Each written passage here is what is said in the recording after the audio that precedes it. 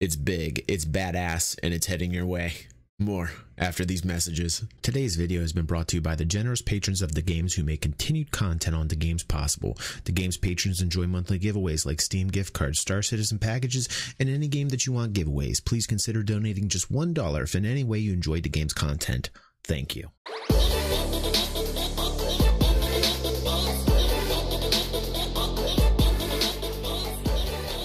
But this is what I was talking about here, this type of detail in this particular city, completely surrounding the planet. No patch of land here that you can see with your eye. It's literally building after building all smacked together. And I thought to myself when I initially saw this, like, wow, this is amazing. But then I thought, like, I looked real close and I was like, you know, how are they going to show, like, are they going to show any type of roadways, you know, for flying cars or tracks? And they did later on. You'll see that as I talk, so I was happy about that. They talked about a no-fly zone, a nicer no-fly zone that didn't blow you up right away. I know a lot of us want that. We don't want to just like hit the no-fly zone and then poof, that's the end of the story. They're going to mix procedural buildings, which is the entire planet thus far is procedural buildings, with tiled buildings, which will be located around the landing area around Area 18 to make it a lot more detailed as you get closer. This particular gentleman named Luan Vetteretti, I believe, is the designer, one of the lead designers for it, and he's showing you right now the different types of buildings. Like, these are the textured,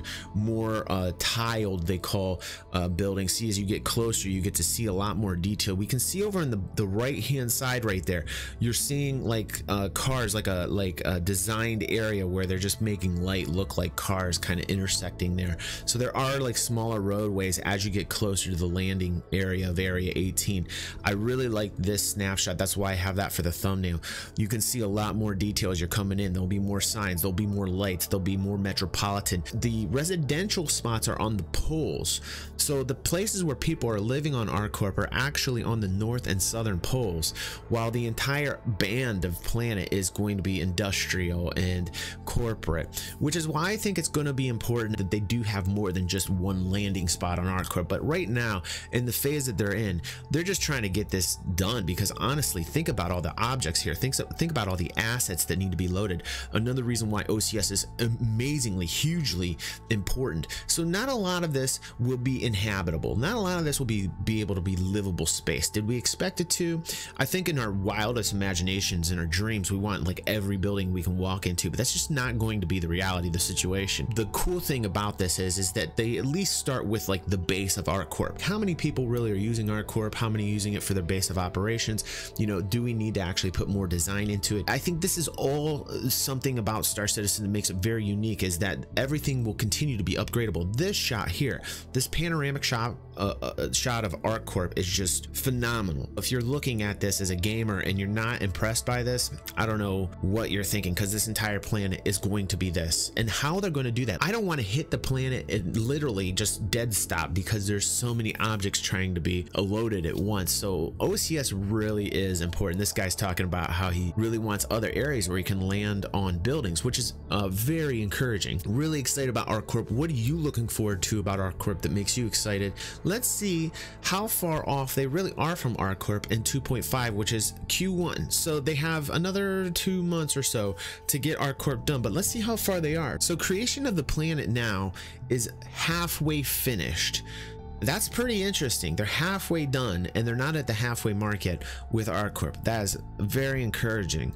But as we know, things have been pushed back in the past before, but that particular little bit of information, very important, because it gives me an idea of like, are they completely overwhelmed or do they have things pretty much handled?